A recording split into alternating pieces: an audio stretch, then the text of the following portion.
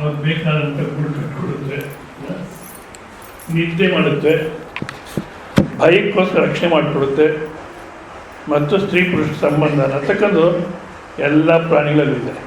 ಮನುಷ್ಯನಾಗಿ ನಾವೇನು ಮಾಡ್ತಿದ್ದೀವಿ? ಆಹಾರ ಸಂಪಾದಿಸ್ಕೊಂಡು ತಿಂತಿದ್ದೀವಿ, ಹೌದಾ? ನಿದ್ದೆ ಮಾಡ್ತೀವಿ. ಯಾವ ಪ್ರಾಣಿನೂ ಸ್ಲೀಪಿಂಗ್ ಟ್ಯಾಬ್ಲೆಟ್ ಹಾಕ್ಕೊಳ್ಳಲ್ಲ. ನಾನು ವೆಟರ್ನರಿ ಡಾಕ್ಟರ್ಸ್ ಅಂತ ಕನ್ಸಲ್ಟ್ ಮಾಡಿದ್ದೀನಿ, ಯಾವ ಹಾಕ್ಕೊಳ್ಳಲ್ಲ, ಯಾವ ಪ್ರಾಣಿನೂ ಸ್ಲೀಪಿಂಗ್ ಟ್ಯಾಬ್ಲೆಟ್ ಹಾಕ್ಕೊಳ್ಳಲ್ಲ. ನಾವುಗಳು ಟ್ಯಾಬ್ಲೆಟ್ ಹಾಕ್ಕೊಂಡು ಟ್ಯಾಬ್ಲೆಟ್ ನಿದ್ದೆ ಮಾಡುತ್ತೆ ಹೊರತು ಅಂದರೆ ಅದೇನು ಕೆಲಸನೇ ಮಾಡಲ್ಲ, ನಮಗೆ ನಿದ್ದೆ ಬರಲ್ಲ. ಭಯ, ಯಾವುದೇ ಪ್ರಾಣಿಗೆ ತನ್ನ ಸಂತಾನ ನೋಡೋದು ಭಯ ಇಲ್ಲ. ಈಗಿನ ಕಾಲಕ್ಕೆ ಮಕ್ಕಳು ನೋಡೋದು ಭಯ ತಂದೆ ತಾಯಿಗೆ. ಏನು ಹೇಳಬೇಕು ಗೊತ್ತಲ್ಲ. ಒಂದು ಹೆಣ್ಮಗು 20ನೇ ವಯಸ್ಸಲ್ಲಿದೆ, ರಾತ್ರಿ 9 ಗಂಟೆಗೆ ನನ್ನ ಫ್ರೆಂಡ್ ಮನೆಗೆ ಹೋಗಿ ಬರ್ತೀನಿ ಅನ್ನುತ್ತೆ. ಟೈಮ್ ಆಗಿಬಿಟ್ರೆ ಅಲ್ಲೇ ಇರ್ತೀನಿ ಅನ್ನುತ್ತೆ. ಬಾಯ್ ಫ್ರೆಂಡೋ ಗರ್ಲ್ ಫ್ರೆಂಡೋ ಕೇಳೋಗಿಲ್ಲ. ನಮ್ಮ ಮೇಲೆ ನಂಬಿಕೆ ಇಲ್ವಾ? ಈಗ ತಂದೆ ತಾಯಿಗಳು ಏನು ಮಾಡಬೇಕು? ಈ ರೀತಿ ಭಯ ಯಾವುದೇ ಪ್ರಾಣಿಗೆ ತನ್ನ ಸಂತಾನ ನೋಡಿದ್ರಿದೆಯೋ? ಇಲ್ಲ. ಇನ್ನು ಇದೇ ರೀತಿ ಸಾಕಷ್ಟು ಭಯ ಮನುಷ್ಯನಿಗೆ. ಸ್ತ್ರೀ ಪುರುಷ ಸಂಬಂಧದಲ್ಲಿ ಯಾವುದೇ ಪ್ರಾಣಿ, ದಾಂಪತ್ಯ ಸಮಸ್ಯೆ, ಇಲಿಗಳು ಲಂಡನ್ನಲ್ಲಿ ಮೊನ್ನೆ ಅನ್ವೇಷಣೆ ಮಾಡಿದ್ದಾರೆ. ಗಂಡು ಇಲಿ ಹೆಣ್ಣು ಇಲಿ ಜೊತೆಗೆ ಸೇರ್ಬೇಕಾದ್ರೆ ಸಂಗೀತದಲ್ಲಿ ಕರೆಯುತ್ತಂತೆ, ಹೌದಾ? ಅದು ಸಂಗೀತದಲ್ಲಿ ಸಮಾಧಾನ ಕೊಡುತ್ತಂತೆ. ಈಗಲೇ ಬರ್ತೀನಿ ಅಂತ, ಇಲ್ಲ ಅಂದರೆ ನಾನು ಸ್ವಲ್ಪ ಗಂಟೆ ಬಿಟ್ಕೊಂಡ್ಬರ್ತೀನಿ. ಅದಕ್ಕೆ ಟೈಮ್ ಯಾಕೆ ಗೊತ್ತಾಗುತ್ತೋ ಗೊತ್ತಿಲ್ಲ ಅವಕ್ಕೆಲ್ಲ, ಅದು ಹೇಗೆ ಅನ್ವೇಷಣೆ ಮಾಡಿದ್ರು. ಆಮೇಲೆ ಬರ್ತೀನಿ ಅಂತ ಹೇಳುತ್ತಂತೆ. ಒಟ್ಟಿಗೆ ಸೇರಿದ ಮೇಲೆ ಹಾಗೆ ಬನ್ನಿ, ಅಲ್ಲಿ ಬಂದು ಕೂತೀವಿ. ಒಟ್ಟಿಗೆ ಸೇರಿದ ಮೇಲೆ ಯಾವತ್ತೂ ಜಗಳ ಆಡೋದಂತೆ. ಮನುಷ್ಯ ನ್ಯಾಯಾಲಯದ ತನಕ ಹೋಗಲ್ಲ. ಗಂಡ ಹೆಂಡತಿ ಜಗಳ ನ್ಯಾಯಾಲಯದ ತನಕ ಅಂತಾರೆ. ಉಂಡು ಮಲಗೋ ತನಕ ಅಂತಿತ್ತು, ನ್ಯಾಯಾಲಯದ ತನಕ. ಪ್ರಾಣಿ ಜೀವನಕ್ಕೆ ಸಹಿತ ಮನುಷ್ಯ ಜೀವನ ಬಂದಿದೆ. 84 ಲಕ್ಷ ಜೀವರಾಶಿಗಳನ್ನ ದಾಟಿ ಬಂದಿದೆಯಾ ಶರೀರ ನೀನೆಲ್ಲ. ಇದು ಸುಖಕ್ಕೋಸ್ಕರ ಆಸೆ ತರವಲ್ಲ, ಮತ್ತೆ ಮನುಷ್ಯ ಜನ್ಮ ಬರುತ್ತೆ ಅನ್ನತಕ್ಕಂಥ ಗ್ಯಾರಂಟಿ ಇಲ್ಲ. ಹೇಳ್ತಾರೆ ಕೆಲ ಸಮಸ್ಯೆ ಅಂದ್ರೆ ಮನುಷ್ಯನಾಗುತ್ತಾನೆ ಅಂತ. ಅವ್ರಿಗೆ ಯಾವ ಪ್ರಮಾಣ ಗ್ರಂಥನೂ ಇಲ್ಲ. ಅವರು ಸಮಸ್ಯೆ ಅಂದರೆ ನಾನು ಕೇಳಿದ್ದೀನಿ, ಯಾವ ಪ್ರಮಾಣ ಗ್ರಂಥ ಇದೆ ನಿಮಗೆ? ಇಲ್ಲ. ಫುಲ್ ಅನುಭವ ಇದೆಯೋ? ಅದು ಇಲ್ಲ. ಫುಲ್ ಯುಕ್ತಿ ಇದೆಯೋ? ಅದೇನೋ ಹೇಳ್ತಾರೆ, ಏನು ಪರಂಗಿ ಬೀಜ ಹಾಕಿದ್ರೆ ಮಾವಿನ ಮರ ಬರುತ್ತೇನು? ಅದೇ ರೀತಿ ಮನುಷ್ಯನಾಗಿ ಪರಂಗಿ ಬೀಜ ಹಾಕಿದ್ರೆ ಪರಂಗಿ ಮರ ಬರುತ್ತೆ. ಅದೇ ರೀತಿ ಮನುಷ್ಯನಾಗಿ ಹುಡ್ತಾನೆ. ಅದಕ್ಕೂ ಇದಕ್ಕೇನು ಸಂಬಂಧ? ಪರಂಗಿ ಬೀಜ ಹಾಕಿದ್ರೆ ಪರಂಗಿ ಮರ ಬರುತ್ತೆ, ಅದೇ ರೀತಿ ಮನುಷ್ಯನಾಗಿ ಹುಡ್ತಾನೆ. ಒಂದು ರೀತಿ ತಾತನ ತಗೊಂಡೋಗಿ ಪೃಥ್ವಿನಲ್ಲಿ ಹಾಕಿದ್ರಿ, ಮೊಮ್ಮಗ ಎದ್ದು ಬಂದ ಅಂದರೆ ನೀನು ಹೇಳೋದು ಕರೆಕ್ಟು. ಆ ರೀತಿ ಇದೆಯೋ? ಸಂಸ್ಕಾರ ಅನ್ನತಕ್ಕ ಏನಿದೆಯೋ ಆ ಸಂಸ್ಕಾರವೇ ಬೀಜ ಯಾವುದಕ್ಕೆ? ಮತ್ತೆ ಜನ್ಮ ಪಡೀಲಿಕ್ಕೆ. ಆದ ಕಾರಣ ಯಾವ ಸಂಸ್ಕಾರ ಇದೆ, ಯಾವ ರೀತಿ ಜೀವನ ಮಾಡಿದ್ವೋ ಅದರ ಮೇಲೆ ನಿಶ್ಚಯ ಆಗುತ್ತದೆ. ಯಾರೋ ಪುರೋಹಿತರು ಅಭಿಷೇಕಕ್ಕೆ ತುಪ್ಪ ತಂದು ಕೊಟ್ರಂತೆ. ಅದನ್ನೇನು ಮಾಡಿದ್ರು, ಅವತ್ತಿನ ದಿವಸನೇ ಅಳಿಯ ಬಂದ ಮನೆಗೆ. ಅರ್ಥವಾಯ್ತು? ಅಭಿಷೇಕಕ್ಕೆ ಅಂತ ತುಪ್ಪ ತಂದು ಕೊಟ್ಟರು ಈಶ್ವರನ ದೇವಸ್ಥಾನ. ಅವತ್ತಿನ ದಿವಸನ ಪುರೋಹಿತರು ಅಳಿಯ ಬಂದ. ಇದೊಂದು ದುಷ್ಟಾಂತ. ಎಲ್ಲರೂ ಹಾಗೆ ಮಾಡೋದು ಹೆಚ್ಚು ಕಮ್ಮಿ. ಅದು ಭಾರತ ದೇಶದಲ್ಲಿ ಲಂಚ್ ಇವತ್ತು ಬೆಳಗ್ಗೆ ಬರ್ತಾ ಮಾತಾಡ್ಕೊಂಡು ಬರ್ತಿದ್ವಿ. ಲಂಚ ತಗೊಳ್ಳಿಲ್ಲ ಅಂದರೆ ಯಾಕಿದ್ಯಾ ಭಾರತ ದೇಶದಲ್ಲಿ? ನಾಲಾಯಕ ನೀನು ಇಲ್ಲಿರೋಕ್ಕೆ ಅಂತಾರೆ. ಬೇರೆ ಯಾರು ಕರ್ಕೊಳ್ಳಲ್ಲ, ಅದಕ್ಕೋಸ್ಕರ ಇಲ್ಲಿದ್ದಾನೆ ಅಷ್ಟೇ. ಶುದ್ಧವಾಗಿ ಯಾವುದನ್ನು ದೇಶದಲ್ಲಿ ಕರ್ಕೊಂಡು ಹೊಟ್ಟೋಗ್ತಾನೆ, ಬೇಡ ಈ ಪಾಪಿಸ್ಟ್ ಇದು ಅಂತ. ಈ ಪೃಥ್ವಿನಲ್ಲಿ ಹುಟ್ಟಬೇಕಾದ್ರೆ ಪುಣ್ಯ ಮಾಡಿರ್ಬೇಕಂತ. ಯಾವಾಗ ಮಯೂರಧ್ವಜ ಅಂತ ರಾಜ ಇದ್ದರೆ ಆವಾಗ ಹುಟ್ಟಬೇಕು ಅಂತ. ಮಯೂರಧ್ವಜ ರಾಜ ಇದ್ದಂಥ ಸಮಯದಲ್ಲಿ ಹುಟ್ಟಬೇಕಾದ್ರೆ ಪುಣ್ಯ ಮಾಡಿರಬೇಕು. ಇವಾಗ ಮಯೂರಧ್ವಜ ರಾಜ ಯಾವ ರೀತಿ ಇದ್ನಪ್ಪ? ಅರ್ಜುನನಿಗೂ ಕೃಷ್ಣನಿಗೂ ಸಂಭಾಷಣೆ ಆಗ್ತಿದ್ದಾಗ ಅರ್ಜುನ ಏನೋ ಒಂದು ಮಾತಾಡಿದ್ರೆ ಇಲ್ಲ ಇಲ್ಲ ಎಂತೆಂಥವ್ರಿದ್ದಾರೆ ದಾನ ಧರ್ಮ ಮಾಡೋದ್ರಲ್ಲಿ ಎಂತೆಂಥವ್ರಿದ್ದಾರೆ ತೋರಿಸ್ತೀನಿ ಬಾ ಅಂತ ಕರ್ಕೊಂಡು ಹೋಗ್ತಾನಂತೆ. ಕರ್ಕೊಂಡೋಗಿ ಅಲ್ಲಿ ಮಯೂರಧ್ವಜ ರಾಜನ ಹತ್ರ ಹೋಗ್ತಾರೆ. ಬ್ರಾಹ್ಮಣ ವೇಷ ಹಾಕ್ಕೊಂಡು ಹೋಗಿ ರಾಜ ಸುಮ್ಮನೆ ನಿಂತಿರ್ತಾರೆ. ಯಾಕೆ ಬಂದಿದ್ರೆ ಏನು ಹೇಳಿ, ಯಾವ ರೀತಿ ನಿಮ್ಮತ್ತು ಹೇಳೋದು ಅಂತ ಯೋಚನೆ ಮಾಡ್ತಾಯಿದ್ದೀವಿ ನಾವು. ಯಾವ ರೀತಿ ಹೇಳೋದು ಅಂತ ಏನು ಭಯಪಡಬೇಡಿ ಹೇಳಿ. ನಮ್ಮ ಮಗನ್ನ ಹುಲಿ ಹಿಡ್ಕೊಂಡ್ಬಿಟ್ಟಿದೆ. ಆ ಹುಲಿ ಹೇಳುತ್ತೆ ನಿಮ್ಮ ರಾಜನ ಅರ್ಧ ಶರೀರ ಕೊಟ್ಟರೆ ನಿಮ್ಮ ಮಗನ ಬಿಡ್ತೀನಿ ಅಂತ ಹೇಳುತ್ತೆ. ಇವಾಗ ನಿನ್ನ ಅರ್ಧ ಶರೀರ ಕೇಳಕ್ಕೆ ಬಂದಿದ್ದೀವಿ ನಾವು. ಅದೇ ನಿನ್ನ ಹತ್ರ ಯಾವ ರೀತಿ ಕೇಳೋದು ಅಂತ ಯೋಚನೆ ಮಾಡ್ತಾ ಇದ್ದೀವಿ. ಕೇಳಕ್ಕೆ ಭಯ ಆಗ್ತಿದೆ, ಮನಸ್ಸು ಬರ್ತಿಲ್ಲ ಅಂದರೆ ಇದಕ್ಕೆ ಯಾಕೆ ಯೋಚನೆ ಮಾಡ್ತೀರಾ? ಮಯೂರಧ್ವಜ ಏನು ಹೇಳಿದೆ ಅಂತ ಆಮೇಲೆ ನೋಡೋಣ. ಈಗ ನಾವು ಯಾರ ಹತ್ರ ಪ್ರಜಾ ರಕ್ಷಣೆಗೋಸ್ಕರ ಇದ್ದೀವಿ ನಾವು ಅಂತ ಹೇಳ್ತಾರಲ್ಲ ಪೇಪರ್ಗಳಲ್ಲಿ, ಅವ್ರ ಹತ್ರ ಹೋಗಿ ನಿನ್ನ ಅರ್ಧ ಶರೀರ ಕೊಡಪ್ಪ, ನನ್ನ ಮಗ ಉಳಿತಾನೆ ಅಂದರೆ ಏನು ಮಾಡ್ತಾರೆ? ಮೊದಲು ಅರೆಸ್ಟ್ ಮಾಡಿ ಬಂದ ಹೊರಗಡೆ ಹಾಕೋ, ಹೌದಲ್ಲ? ಮತ್ತು ಅವ್ನು ಇಲ್ಲಿ ಬರಬೇಕಾದ್ರೆ ಯಾರ್ಯಾರು ಸೇರಿದ್ದಾರೆ, ಏನೇನು ನಡೆದಿದೆ ಎಲ್ಲರೂ ಅರೆಸ್ಟ್ ಮಾಡಿರ್ತಾರೆ. ಅದೇ ಮಯೂರಧ್ವಜ ಹೇಳ್ತಾನೆ, ಅದಕ್ಕೆ ಯಾಕೆ ಭಯಪಡ್ತೀಯ? ಸ್ಪಷ್ಟವಾಗಿ ಹೇಳು, ಅರ್ಧ ಶರೀರ ಬೇಕು ತಾನೆ, ಆಯಿತು ಅಂತ ಅರ್ಧ ಶರೀರ ಕತ್ತರಿಸ್ಕೊಳಕ್ಕೆ ಹೋಗ್ತಾನೆ. ಹುಲಿ ಇನ್ನೊಂದು ಕಂಡೀಷನ್ ಆಗ್ತದೆ. ರಾಜ ಅಂದರೆ ಅವ್ರ ಕುಟುಂಬನೂ ಪ್ರಜೆಗೋಸ್ಕರ ಇರೋದು. ರಾಜ ಅಂದರೆ ಅವ್ರ ಕುಟುಂಬನೂ ಪ್ರಜೆಗೋಸ್ಕರ ಇರೋದು. ಆದ ಕಾರಣ ಆಕೆ ನಿಮ್ಮ ಹುಡುಗನ ರಕ್ಷಣೆಗೋಸ್ಕರ, ಈ ಹುಡುಗನ ರಕ್ಷಣೆಗೋಸ್ಕರ ಗಂಡನ ಶರೀರನ ಆಕೆನೇ ಕತ್ತರಿಸ್ಕೊಡ್ಬೇಕು. ಆದ ಕಾರಣ ನಿಮ್ಮ ಶ್ರೀಮತಿಯವರು ನಾನು ಪ್ರಜಾರಕ್ಷಣೆಗೋಸ್ಕರ ಇದ್ದೀನಿ ಅನ್ನೋ ಉದ್ದೇಶದಿಂದ ನಿನ್ನ ಶರೀರ ಅಂತ ಕತ್ತರಿಸ್ಕೊಟ್ರೆ ಆಮೇಲೆ ನೋಡೋಣ ಅಂದರೆ ಆಕೆನೂ ಹೇಳ್ತಾಳೆ, ಹೌದು ನಾವು ಪ್ರಜಾರಕ್ಷಣೆಗೋಸ್ಕರ ಇರೋದು, ಆಯಿತು ಕತ್ತರಿಸ್ಕೊಡ್ತೀನಿ, ನನ್ನ ಶರೀರ ಬೇಕಾದ್ರೆ ಕೊಡ್ತೀನಿ, ಅವ್ರ ಶರೀರ ಬೇಕಾದ್ರೆ ಕೊಡ್ತೀನಿ ಅಂದ್ಬಿಟ್ಟು ಇಲ್ಲಿಗೆ ಗರ್ಗಸ ಹಾಕಿ ಕತ್ತರಿಸ್ತಾರಂತೆ. ಇಲ್ಲಿನ ತನಕ ಬರುತ್ತೆ. ಇಲ್ಲಿನ ತನಕ ಬಂದರೆ ಒಂದು ಕಣ್ಣಲ್ಲಿ ನೀರು ಬರುತ್ತಂತೆ ಮಯೂರಧ್ವಜ ರಾಜನಿಗೆ, ಇನ್ನೊಂದು ಕಣ್ಣಲ್ಲಿ ನೀರು ಬರಲಿಲ್ಲ. ಅದಕ್ಕೆ ಮತ್ತೆ ಕೃಷ್ಣ ಹೇಳ್ತಾನೆ, ಬೇಡ ನೀನು ಹತ್ಕೊಂಡು ಕೊಡ್ತಾ ಇದೆಯಾ, ಗೋಳಾಡ್ಕೊಂಡು ಕೊಡ್ತಾ ಇದೆಯಾ, ದಾನ ಮಾಡಬೇಕಾದ್ರೆ ಸಂತೋಷ ಮಾಡಬೇಕು, ಗೋಳಾಡ್ಕೊಂಡು ಕೊಡ್ತಿದ್ದೆ ಬೇಡ ನೀ ದಾನ. ಅದಕ್ಕೆ ಮಯೂರಧ್ವಜ ಹೇಳ್ತಾನಂತೆ, ಗೋಳಾಡ್ತಿಲ್ಲ, ಒಂದು ಕಣ್ಣು ಯಾಕೆ ನೀರು ಬರಲಿಲ್ಲ ಅಂದರೆ ಈ ಭಾಗ ಸಾರ್ಥಕವಾಯಿತು, ಶರೀರದ ಈ ಭಾಗ ಸಾರ್ಥಕವಾಯಿತು, ನನ್ನ ಜನ್ಮ ಸಾರ್ಥಕವಾಯಿತು, ಅರ್ಧ ಸಾರ್ಥಕವಾಯಿತು, ಇನ್ನೊಂದು ಅರ್ಧ ಶರೀರ ವ್ಯರ್ಥ ಆಯಿತು. ಯಾಕೆ ಇನ್ನೇನು ಕೆಲಸಕ್ಕೆ ಬರಲ್ಲ, ಅದು ವ್ಯರ್ಥ ಆಯ್ತಲ್ಲ ಅಂತ ಕಣ್ಣಲ್ಲಿ ನೀರು ಬರ್ತಿದೆ. ಅದಕ್ಕೆ ಒಂದು ಕಣ್ಣಲ್ಲಿ ಯಾಕೆ ನೀರು ಬರ್ತಾಯಿದೆ ಅಂದರೆ ಅರ್ಧ ಶರೀರ ವ್ಯರ್ಥ ಆಯ್ತಲ್ಲ. ನಿಜವಾದ ಪವಿತ್ರ ಭೂಮಿನೇ. ಅಂಥ ರಾಜನಿದ್ರೆ, ಆ ರೀತಿ ಇದ್ದರೆ ಇವಾಗ ಏನಿದೆ, ಏನು ನ್ಯಾಯ ನೀತಿ ಇದ್ದರೆ ಅವ್ನು ಬದುಕೋದೇ ಕಷ್ಟ ಆಗಿಬಿಟ್ಟಿದೆ. ಅದ ಕಾರಣ ಮನುಷ್ಯ ಜನ್ಮ ಅನ್ನೋದಕ್ಕೆ ಬಂದಿದೆ. 84 ಲಕ್ಷ ಜೀವರಾಶಿ ದಾಟ್ಕೊಂಡು ಬಂದಿದೆಯಾ, ಮತ್ತೆ ಬರುತ್ತೋ ಇಲ್ಲೋ ಗ್ಯಾರಂಟಿ ಇಲ್ಲ. ಹೌದಾ? ಆದ ಕಾರಣ ದಾಸನಾಗು, ಪರಮಾತ್ಮ ದಾಸನಾಗು, ಆಮೇಲೆ ವಿಶೇಷನಾಗು. ಮತ್ತು ಆಶಾ ಕ್ಲೇಶ ದೋಷವೆಂಬ ಅಬ್ದಿಯೋಡು ಮುಳುಗಿ ಯಮುನ ಪಾಶಕ್ಕೊಳಗಾಗದ ನಿರ್ದೋಷಿಯಾಗು, ಸಂತೋಷಿಯಾಗು. ಏನು ಮಾಡ್ತಾ ಇದ್ದೀಪ್ಪ? ಆಸೆಯನ್ನು ತಕ್ಕ ಬೆಳೆಸ್ಕೊಂಡು, ಆಸೆ ಅಂದ್ರೇನು? ಕ್ಲೇಶ. ಆಸೆ ಅಂದರೂ ಒಂದೇ, ಕ್ಲೇಶ ದುಃಖ ಅಂದರೂ ಒಂದೇ. ಯಾಕೆ? ಅದು ಇಲ್ಲಿ ಕರ್ಕೊಂಡು ಹೋಗುತ್ತೆ ದುಃಖಕ್ಕೆ. ಆಶಾ ಕ್ಲೇಶ ದೋಷವೆಂಬ ಆ ದೋಷದಲ್ಲಿ, ಆಸೆ ಅನ್ನತಕ್ಕ ದೋಷದಲ್ಲಿ ಅಬ್ದಿಯೋಳು ಮುಳುಗಿ ಯಮನ, ಆಸೆ ಅನ್ನತಕ್ಕಂಥ ಸಮುದ್ರದಲ್ಲಿ ಮುಳುಗಿ, ಹೌದಾ? ಏನು ಮಾಡ್ತಾ ಇದೆಯಾ? ಯಮಪಾಶಕ್ಕೆ ಹೋಗ್ತಾ ಇದೆಯಾ? ಮುಳುಗಿ ಯಮನ ಪಾಶಕ್ಕೊಳಗಾಗದೆ ನಿರ್ದೋಷಿಯಾಗೋ. ಸುಮ್ಮನೆ ಜೀವನ ವ್ಯರ್ಥ ಮಾಡ್ಕೊಳ್ತಾ ಇದೆಯಾ? ಬೇಡ. ನಿರ್ದೋಷಿಯಾಗು ಅಂದರೆ ಆಸೆಗಳೆಲ್ಲವನ್ನು ಬಿಟ್ಟು ನಿನ್ನನ್ನು ನೀನು ತಿಳ್ಕೊಳ್ಳೋಕ್ಕೆ ಪ್ರಯತ್ನ ಮಾಡು. ಆದರೆ ಇನ್ನೂ ಇದೆ ಅದು, ಆಮೇಲೆ ನೋಡೋಣ. ಆದರೆ ನಮಗೇನಾಗಿದೆ ಅಂದರೆ, ಮೊಟ್ಟ ಮೊದಲನೇ ಸ್ಟೆಪ್ಪು ಏನಂದರೆ, ಈ ಜೀವನ ಅನ್ನತಕ್ಕ ಬರೀ ಆಸೆಗಳಲ್ಲೇ ಜೀವನ ಮಾಡ್ತಿದ್ದೀವಿ. ಈ ಆಸೆಗಳಿಂದ ನಾವು ನಿಜವಾಗ್ಲೂ ಪ್ರಗತಿ ಪಡಿಬೋದು. ಪ್ರಗತಿ ಅಂದರೆ ಏನಂತ ಚೆನ್ನಾಗಿ ತಿಳ್ಕೋಬೇಕು.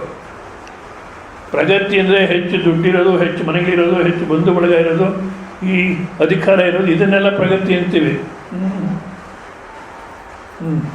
ಪ್ರಗತಿ ಅಂದ್ರೇನು?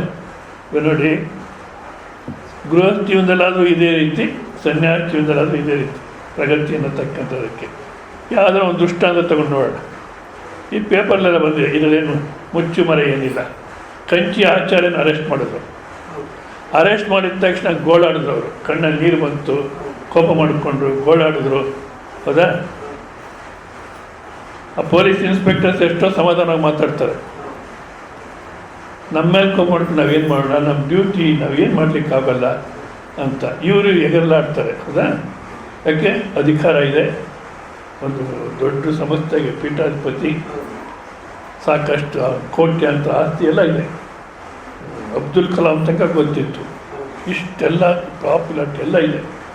ಎಲ್ಲ ಇದ್ದರೂ ಓಡಾಟ ತಪ್ಪಲಿಲ್ಲ.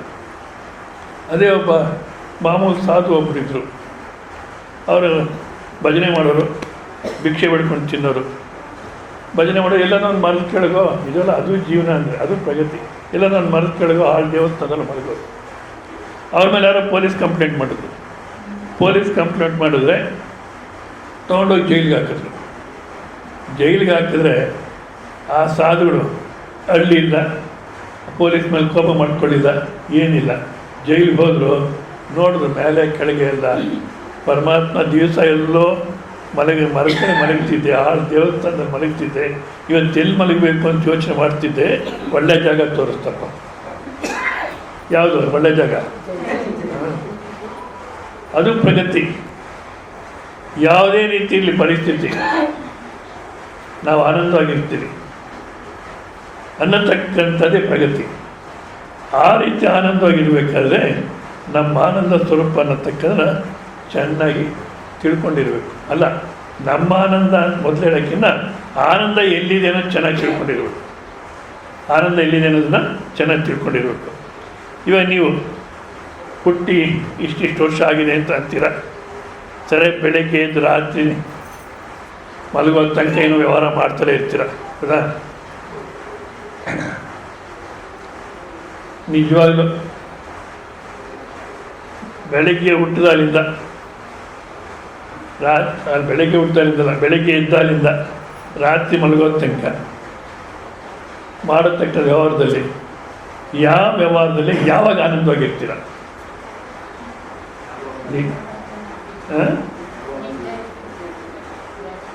ಇರ್ತೀವಿ. ಹೇಗೆ? ಅದೇ ನಾನು ಹೇಳಿದ್ದೆ, ನಮ್ಗೆ ಅನುಕೂಲವಾಗಿದ್ದರೆ ಸ್ವಲ್ಪ ಅವಾಗ ಆನಂದ ಅನಿಸುತ್ತೆ. ನೆಕ್ಸ್ಟ್ ಟೈಮೇ ಅವರೊಂದು ಹೊರೆ ಆಗಿಬಿಡ್ತಾರೆ ನಮಗೆ. ನಮ್ಗೆ ಅನುಕೂಲ ಮಾತಾಡ್ತಿದ್ರು, ಸ್ವಲ್ಪ ಹಬ್ಬ ಪರವಾಗಿಲ್ಲ. ಅದೇ ಗಂಡನ ಪಾದ ಪೂಜೆ ಮಾಡ್ತಿದ್ರು ನೋಡಿ. ಗಂಡನ ಪಾದ ತೊಳೆಯೋಕ್ಕೆ ಶುರು ಮಾಡಿದ್ರೆ ಅದಕ್ಕೆ ಎಷ್ಟು ಆನಂದ ಆಯಿತು. ಅಯ್ಯಯ್ಯೋ, ಏನೋ ಜಗಳ ಆಡೋದು, ಇದ್ದಕ್ಕಿದ್ದಾಗೆ ಪಾದ ತೊಳೆಯೋಕ್ಕೆ ಶುರು ಮಾಡೋದಂದರೆ ನನ್ನ ಪುಣ್ಯ ಅಂತ. 2 ದಿವಸ ಮಾಡೋದು, 3 ದಿವಸ ಮಾಡೋದು ಸಂತೋಷವಾಗಿ ಇತ್ತು. 4ನೇ ದಿವಸಕ್ಕೆ ಆ ಬೆಟ್ಟುಗಳೆಲ್ಲ ಸೆಲ್ತ್ಬಿಟ್ಟು ಚರ್ಮ ಬಂದು ಉರಿ ತಡೆಯೋಕ್ಕಾಗಲ್ಲ. ಸಾಕು, ನಿಲ್ತು ನಿನ್ನ ಭಕ್ತಿ ಅಂದರೆ. ಅಲ್ರಿ, 3 ದಿವಸ ಚೆನ್ನಾಗಿ ಮಾಡಿಸ್ಕೊಂಡು ಇವಾಗೇನಾಯ್ತು ಆಗಿದೆ ನಿಮ್ಗೆ ಗೊತ್ತಿಲ್ಲ ಸುಂದರಿ ಅಂತಾರೆ. ಇವಾಗ ಅದು ಸುಖಾನ ಆನಂದವ ಮೊದಲು ಮಾಡಿದ್ದು, ಅದು ಕಾಲೂರಿ ಹತ್ತಕ್ಕೆ ಕಾರಣನ ಲೌಕಿಕವಾದ ಸುಖವೆಲ್ಲವೂ ಅಷ್ಟೇ. ಮತ್ತೊಂದು ದುಃಖಕ್ಕೆ ದುಃಖ ಹೇತುವನ್ನೇ ಸುಖ ಅಂದ್ಕೊಳ್ತೀವಿ. ಆದ ಕಾರಣ ಈ ಯಾವುದೇ ರೀತಿಯಾದಂಥ ಈ ರೀತಿ ಇಲ್ಲಿರ ಒಂದು ಕ್ಷಣ ಸುಖ ಅನಿಸಿ, ಒಂದು ದಿವಸ ಸುಖ ಅನಿಸಿ, ಇನ್ನೊಂದು ದಿವಸ ದುಃಖ ಅನಿಸಿ, ಈ ಥರ ಇಲ್ದಿರ ಪ್ರತಿ ದಿವಸನೂ ಯಾವುದರಲ್ಲಿ ಆನಂದವಾಗಿರ್ತೀರ?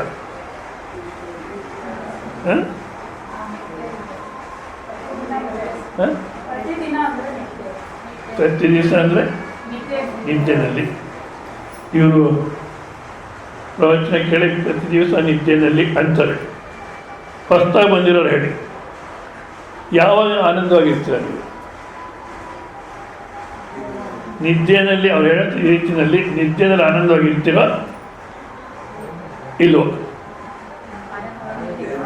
ಒಂದು ನಿದ್ದೆ ಬಗ್ಗೆ ಈ ಪ್ರವಚನ ಕೇಳಿರೋರಿಗೆ, ಪ್ರವಚನ ಕೇಳಿದರೆ ಇವತ್ತೇ ಬಂದಿರೋರಿಗೆ ನಿದ್ದೆ ಮಾಡಬೇಡಿ. ಇವತ್ತಾನೆ ಬಂದಿರೋ ಕೇಳಿ.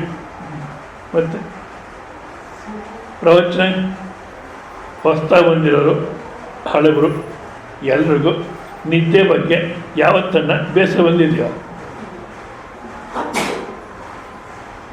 ಮತ್ತು ಅನುಭವನ ಹೊರಗಡೆಗೆ ಹೇಳ್ಕೋಬೇಕಾದ್ರೆ ಆನಂದ ಅಂತ ಹೇಳ್ಕೊಳ್ತಿರೋ, ಹಾಯಾಗಿ ನಿದ್ದೆ ಮಾಡಿದೆ ಅಂದರು, ಇಲ್ಲಿದ್ದರೆ ಇನ್ನೇನು ಅನಿಸುತ್ತೋ? ಅಂದರೆ ನಿಜವಾದ ಆನಂದ ಅಂದರೆ ನಿದ್ದೆ ಅಲ್ಲ.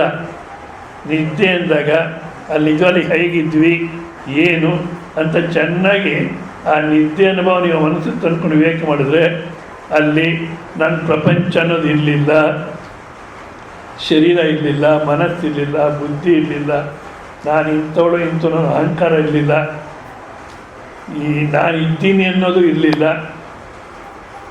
ನಾನು ಎಲ್ಲವನ್ನು ತೆಗೆದುಹಾಕ್ಬಿಟ್ಟು ಇತ್ತು. ಇದ್ದೆ ಅಂದರೆ ಇದ್ದೀನಿ ಅಂದರೆ ಮತ್ತೆ ಇದೇ ಅಭಿಮಾನ ಬರುತ್ತೆ. ಇತ್ತು ಏನಿತ್ತಪ್ಪ ಅಂದರೆ ಪವಿತ್ರವಾಗಿರ್ತಕ್ಕಂಥ ಅಸ್ತಿತ್ವ, ಯಾವುದಕ್ಕೂ ಅಂಟಿಲಿರ್ತಕ್ಕಂಥ ಅಸ್ತಿತ್ವ, ಯಾವುದಕ್ಕೂ ಅಂಟಿಲಿರ್ತಕ್ಕಂಥ ಅಸ್ತಿತ್ವ, ಪವಿತ್ರವಾಗಿರ್ತಕ್ಕಂಥ ಅಸ್ತಿತ್ವನೇ ಇತ್ತು. ಹೌದಾ? ಅದು ಇಷ್ಟು ವರ್ಷ ಆದಮೇಲೆ ಮಗುವಾಗಿದ್ದ ನಿದ್ದೆ ಮಾಡೋದು ಎಷ್ಟು ಆನಂದವ, ಇವಾಗ ನಿದ್ದೆ ಮಾಡೋದು ಅಷ್ಟೇ ಆನಂದವ, ಏನೋ ಬದಲಾವಣೆ ಆಗಿದ್ವ? ಏನು ಬದಲಾವಣೆ ಆಗಿಲ್ಲ. ಹೌದಾ? ಮತ್ತು ಇಷ್ಟೆಲ್ಲನೂ ತೆಗೆದಾಗ ನಾನು ನನ್ನ ಪ್ರಪಂಚನ ಕೊಡ್ಕೊಳ್ತೀವಿ. ಅದು ಯಾವ ಪವಿತ್ರ ಅಂತ ಅಸ್ತಿತ್ವ ಇದೆಯೋ ಅದನ್ನು ತೆಗೆದಾಕ್ಬಿಡಿ ನೋಡೋಣ. ಯಾಕೆ? ಅದೇ ಸತ್ಯ, ಅದೇ ಆನಂದ, ಅದೇ ಬ್ರಹ್ಮಸ್ವರೂಪ, ಅದೇ ನಿಮ್ಮ ನಿಜ ಸ್ವರೂಪ. ಇದೆಲ್ಲನೂ ತಾನಲ್ಲ, ತನದಲ್ಲ, ಮುಂದೆ ಬಾಬೋದಿಲ್ಲ, ಇನ್ನು ಅಲ್ಲವೇ ಅಲ್ಲ ಇದು. ಮತ್ತು ಯಾತಕ್ಕಿದೆಯಪ್ಪ ಇದು ಅಂದರೆ ಕೇವಲ ವ್ಯವಹಾರಕ್ಕೋಸ್ಕರ ಅಷ್ಟೇ. ಬಟ್ಟೆಗಳು ಹಾಕ್ಕೊಂಡಿದ್ವಿ, ಯಾತಕ್ಕೋಸ್ಕರ ಹಾಕ್ಕೊಂಡಿದ್ದೀವಿ? ವ್ಯವಹಾರಕ್ಕೆ, ಸಮಾಜದಲ್ಲಿ ಹಾಗೆ ತಿರ್ಗೋಕ್ಕಾಗಲ್ಲ. ಯಾಕೆಂದರೆ ಭಾಳ ನಾಗರಿಕರಾಗ್ಬಿಟ್ವಿ ನಾವು, ಅದಕ್ಕೆ ಹಾಗೆ ತಿರ್ಗಲಿಕ್ಕಾಗಲ್ಲ, ಹಾಕ್ಕೊಳ್ತೀವಿ ಬಟ್ಟೆಗಳು. ಹೌದಾ? ಯಾವ ಬಟ್ಟೆ ಹಾಕ್ಕೊಂಡಿದ್ರು ಅದೇ ನೀವು. ಪಾಸಾಂಸಿ ಜೀರ್ಣಾನಿ ಯಥಾ ವಿಹಾಯ ನವಾನಿ ಗೃಹ್ಣಾತಿ ನರೋಪರಾಣಿ ತಥಾ ಶರೀರಾಣಿ ವಿಹಾಯ ಜೀರ್ಣಾನಿ ಅನ್ಯಾನಿ ಸಂಯಾತಿ ನವಾನಿ ದೇಹಿ. ಹಳೆ ಬಟ್ಟೆಗಳು ಬೀಸಾಕೋಸು. ಇವಾಗೇನು ಹಳೆ ಬಟ್ಟೆಗಳೆಲ್ಲ ಕೊಂಡ್ಕೊಳ್ತಾರೆ, ಹ್ಯಾಂಗರ್ಗೆ ಹಾಕಿ ಇಟ್ಬಿಡ್ತಾರೆ, ಕೊಂಡ್ಕೊಳ್ತಾರೆ ಇರ್ತಾರೆ. ಹೌದಾ? ಯಾಕೆ? ಫ್ಯಾಷನ್, ಔಟ್ ಆಫ್ ಫ್ಯಾಷನ್ ಅದು. ಇವಾಗ ಲೇಟೆಸ್ಟ್ ಟ್ರೆಂಡ್ ಇನ್ನೊಂದು ತಗೊಳ್ತಾರೆ. ಇವಾಗ ಇಷ್ಟು ಬಟ್ಟೆಗಳು ಬದಲಾಯಿಸಿದ್ರೆ ನೀವೇ ಬದಲಾವಣೆ ಆಗ್ತಿರೋ. ಶರೀರ ಅನ್ನತಕ್ಕಂಥದ್ದು ಚೆನ್ನಾಗಿ ಅರ್ಥ ಮಾಡ್ಕೋಬೇಕು. ಬಟ್ಟೆ ಇದ್ದಾಗೆ ಒಂದು. ಎರಡನೇದು ವಾಹನ. ವಾಹನ ಎಲ್ಲಿಂದ ಎಲ್ಲಿಗಪ್ಪ ಪ್ರಯಾಣ ಮಾಡಲಿಕ್ಕೆ ವಾಹನ ಅಂದರೆ ಜನ್ಮದಿಂದ ಜನ್ಮರಾಹಿತ್ಯಕ್ಕೆ ಪ್ರಯಾಣ ಮಾಡಬೇಕು. ಜನ್ಮದಿಂದ ಜನ್ಮರಾಹಿತ್ಯ, ಮತ್ತೆ ಜನ್ಮ ಅನ್ನತಕ್ಕಂಥ ಬೇಡ ಅನ್ನೋದು ಪ್ರಯಾಣ ಮಾಡಬೇಕು. ಅದನ್ನು ನಾವೇನು ಮಾಡಿದ್ದೀವಿ? ಪುನರಪಿ ಜನನ ಪುನರಪಿ ಮರಣ ಪುನರಪಿ ಜನನಿ ಜಠರೇ ಶಯನ. ಮತ್ತೆ ಮತ್ತೆ ಅಂದರೆ ಇದೊಂದು ವಾಹನ. ಅಂದರೆ ಬಟ್ಟೆನೇ ಯಾವ ರೀತಿ ನೀವಲ್ವೋ ಅದೇ ರೀತಿ ವಾಹನ ನೀವು. ಈಗ ಕಾರ್ಗೆ ಪೆಟ್ರೋಲ್ ಹಾಕ್ಸ್ತೀರ, ನಿಮ್ಮದೇ ಸ್ವಂತ ಕಾರ್ ಅಂತ ಇಟ್ಕೊಡಿ, ಪೆಟ್ರೋಲ್ ಹಾಕ್ಸ್ತೀರ,